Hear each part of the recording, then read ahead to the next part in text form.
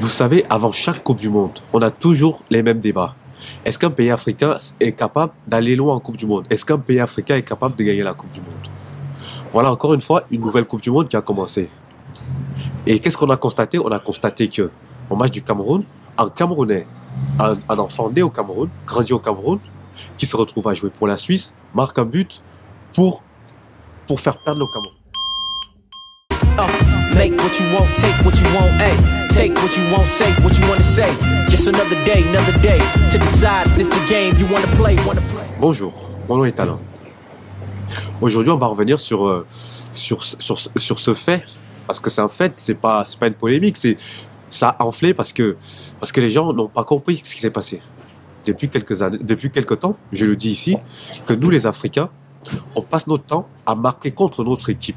C'est comme s'il y a un match de foot, au lieu de marquer pour l'adversaire, nous les Africains, on marque que contre notre équipe. Ça s'est vérifié encore une fois contre Cameroun contre Suisse, dans cette Coupe du Monde-là. Le joueur qui a marqué, Brel Ombolo, c'est un joueur qui est né au Cameroun, qui a été formé au Cameroun, qui est venu en Europe plus tard. Il se retrouve à jouer pour la Suisse. Il s'est passé quoi? Il a marqué un but pour éliminer le Cameroun. Est-ce qu'on trouve ça normal? Du point de vue du joueur, déjà, est-ce que c'est normal que ce joueur qui a ses parents qui vivent au Cameroun, qui a toute sa famille qui vit au Cameroun, qui se retrouve à jouer pour une équipe, pour une nation, dont il a, en fait, qui n'a rien à voir avec lui? C'est quoi ses attaches avec la Suisse? T'es venu à Suisse, peut-être, pour chercher ta vie, pour te trouver, pour jouer au foot en club, pour gagner de l'argent. Mais quelle attache? Quand l'hymne national suisse retentit dans le stade, qu'est-ce qu'il ressent? Est-ce qu'il pose la main sur le cœur en se disant « Oui, je vais représenter les miens ». Vous savez, le seul espace qui reste là où on peut affirmer fièrement son patriotisme, c'est le sport. C'est-à-dire qu'ils vont jouer l'hymne national, les gens ils vont se sentir concernés, ils vont se sentir nationalistes. C'est le seul espace qui nous reste, qui reste à tous les peuples. Parce qu'aujourd'hui, en fait, imaginons que c'est la guerre. À l'époque, c'était la guerre, un pays qui affronte un autre. Parce que c'est un peu l'image qui est renvoyée quand il s'agit des compétitions mondiales, que ce soit en athlétisme ou en football. En fait, c'est deux États qui s'affrontent, avec toute la symbolique. On se rappelle de la Coupe du Monde au Brésil, quand les Brésiliens jouaient l'hymne national, la plupart des joueurs ils fondaient en larmes. Que ce soit au Brésil, que ce soit en Argentine, on voit que c'est des moments d'émotion. C'est quoi cette émotion? Parce qu'on se sent attaché au peuple, on se sent attaché aux valeurs, on sait que c'est chez nous, c'est notre culture, c'est notre terre. Quand ce joueur il vient en Europe pour, certes, jouer dans un club pour gagner plus d'argent, c'est normal, mais son cœur, son attache, c'est le Cameroun. Pourquoi il se retrouve à jouer pour la Suisse et marquer contre le Cameroun? Vous voyez, voilà les incohérences que j'ai toujours essayé de relever et que beaucoup n'ont pas compris. Quand je parlais d'Mbappé la dernière fois, parce que Mbappé c'est exactement la même chose. Son oncle ou quelqu'un de sa famille était international camerounais de football. Donc ça veut dire qu'aujourd'hui, si Mbappé se retrouve en finale de la Coupe du Monde, imaginons, avec beaucoup d'imagination, contre le Cameroun, match nul, dernier tir au but, c'est Mbappé qui va le tirer, il va marquer contre le Cameroun, et il va faire perdre la Coupe du Monde au Cameroun. Et qu'est-ce qu'il va ressentir? Il va avoir une fierté. Il va se dire, j'ai éliminé le Cameroun. Donc, si c'est, en revenant à mon analogie de la guerre, imaginons que maintenant c'est la guerre, d'accord? Vous pensez que si aujourd'hui on voit comment les choses se passent, que ce soit au Mali, que ce soit un peu, il y a beaucoup de conflits, la France avec les pays africains, si maintenant les Français décident d'attaquer les Africains, ça peut être les Maliens, ça peut être les Sénégalais, ça peut être les Camerounais, donc ces gens-là, ils vont prendre les armes, ils vont aller tirer sur leurs frères. Bien sûr, parce que c'est de ça qu'il s'agit. Parce que c'est d'aller tirer sur tes frères. Là, tu viens marquer contre ton frère. Et derrière, qu'est-ce qu'on va me dire? On va me dire que oui, il a voulu jouer pour le Cameroun, parce que c'est ce que j'ai vu, ce que j'ai vu passer. Ça n'a pas été facile, parce qu'on leur a demandé de l'argent, parce qu'on a demandé ici. S'il vous plaît. J'aimerais bien savoir, ici en France, comment on fait? Nous les Africains, quand on arrive ici, quand t'as pas de papier, tu fais quoi? Tu galères, tu te fais chier, tu passes 10 ans, t'as pas de papier et t'es toujours là en train d'aller renouveler. À l'époque, t'avais des gens qui dormaient devant les préfectures pour avoir juste une prolongation de séjour. Mais quand il s'agit de le faire pour son pays d'origine, on fait quoi? On claque la porte.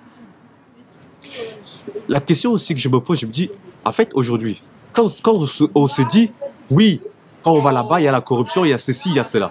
Vous pensez que c'est un raisonnement comme ça que les choses vont changer? Les gens qui sont en place, ils vont toujours rester en place, hein, ils vont toujours continuer à manger.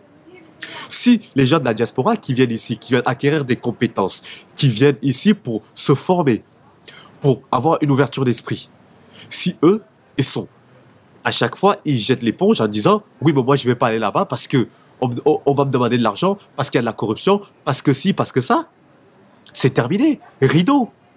Parce que nous, les Africains, ce qu'on veut, c'est de venir vivre en Europe, là où tout est construit. Les Européens, ils ont construit leur pays. Ils ont construit, ils se sont battus, ils se sont saignés. Et nous, on ne veut pas ça.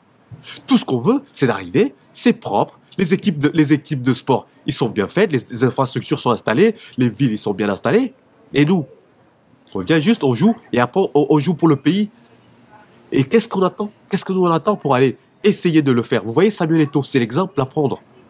Samuel Eto'o, il a fini de gagner son argent en Europe, il est rentré au pays, essayer de contribuer à ce que le football camerounais sorte de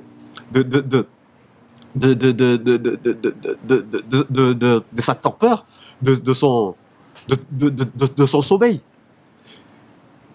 Parce que nous, les Africains, on a toujours ça en bouche. Toujours en train de critiquer nos pays. Toujours en train de critiquer la politique de nos pays. Toujours en train de critiquer la façon de fonctionner le pays. Mais ça ne changera jamais. En fait, on se contente du peu. Parce que un mec comme Kylian Mbappé, c'est toujours la même chose. Je vais toujours venir sur lui parce que c'est la star. Le mec comme Kylian Mbappé, d'accord? Avec son père, ils sont ici en France, d'accord? Ils ont beaucoup d'argent. En fait, cet argent leur sert à quoi? En fait, ils ont de l'argent, mais en fait, ils sont quand même pauvres d'esprit. Parce que ça leur sert à rien. Le tiers d'argent qu'ils auraient dépensé pour le Cameroun, ça aurait apporté 1000 fois plus que ce que ça rapporte à la France. Mais ça, ces gens-là, ils ne comprennent pas qu'en fait, ils sont riches d'argent, mais ils sont pauvres d'esprit. Mais voyez un peu loin, voyez un peu plus loin. Voyez pas juste le fait que je vais dire, je vais gagner la Coupe du Monde. Mais qu'est-ce qu'on s'en fout? Un mec comme Kylian Mbappé, si à lui tout seul arrive à faire passer juste un palier, le palier des quarts de finale de la Coupe du Monde au Cameroun, je pense que c'est 10 fois mieux que de remporter le trophée avec la France. C'est pas le bonheur qu'il va faire à tout un continent. On ne parle pas d'un quartier. Parce que eux, ils se revendiquent des quartiers en France. On ne parle pas de ça, on parle d'un continent. Un Didier Drogba, il est respecté au Cameroun, pourtant c'est pas un Camerounais, au Sénégal, au Nigeria, partout. Parce que c'est une fierté africaine, ce n'est pas une fierté ivoirienne. Et Samuel Eto'o, c'est la même chose. Les grands de ce continent, ils sont adulés de partout. Donc, vous comprenez que avec ces mentalités-là, avec cette façon de se comporter, les Africains, on ne s'en sortira jamais. Et les Européens, ils sont bien contents. Ils sont bien contents de se servir de ça. Des talents, des cerveaux qui viennent d'Afrique. Parce que là, on parle toujours des richesses des sous-sols, des diamants, de tout ça. Mais on oublie souvent de parler des richesses intellectuelles ou des richesses de talent. Parce que là, aujourd'hui, pourquoi on parle de foot? Parce que c'est ce qui est visible. Parce qu'on voit la Coupe du Monde. On voit qu'un Camerounais a marqué contre un Camerounais. Bon, ça, c'est OK. Mais par contre, est-ce que dans les laboratoires, dans les bureaux, dans l'industrie, il y a aussi les mêmes cas? C'est-à-dire que les mecs qui sont venus en France, ils se sont formés, ils se sont retrouvés à avoir un niveau intellectuel tellement élevé que ils se retrouvent à travailler pour Total, pour les pays, pour les entreprises qui exploitent l'Afrique. Donc, ils vont aller en Afrique, eux aussi vont exploiter l'Afrique sur le compte des entreprises européennes. Voilà le tableau. le tableau d'un Africain? Est-ce qu'on est voué à rester que derrière les autres? À quel moment on va se dire, attends, je suis allé, ok, on a le droit de voyager, on a le droit d'aller chercher sa vie, on a le droit, mais par contre, qu'on a récupéré du savoir, de l'argent, moi, je vais rentrer chez moi aussi, faire profiter cette connaissance, cet argent, cette notoriété à mon pays ou même à mon continent entier. Dernière illustration, George Weah, l'ancien ballon d'or africain. Le mec, il est président du Libéria, c'est un président d'un pays. Comment un président d'un pays africain peut accepter que son fils, son sang, joue pour les États-Unis? Ça veut dire que là, aujourd'hui, si on joue Libéria contre États-Unis, qu'est-ce qui va se passer? Il va être pour qui? Il va être pour son fils ou il va être pour son pays? Là où il est président, c'est-à-dire que c'est lui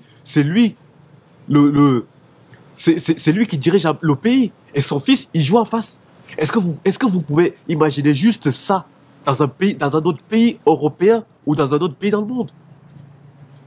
On a Lewandowski qui aurait pu jouer pour l'Allemagne. Vous savez, la Pologne et l'Allemagne, on peut facilement trouver un grand-père ou un grand-mère qui a été allemand, hein.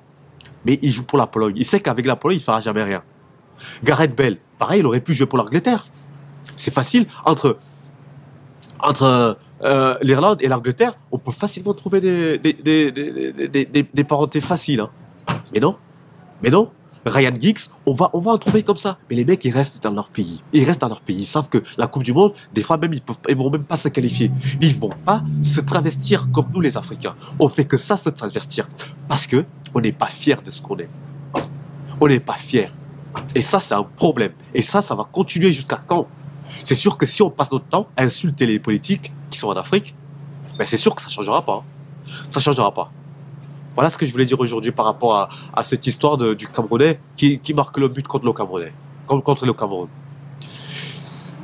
Mais je vous remercie d'avoir suivi cette vidéo. On se dit à très bientôt. Ciao!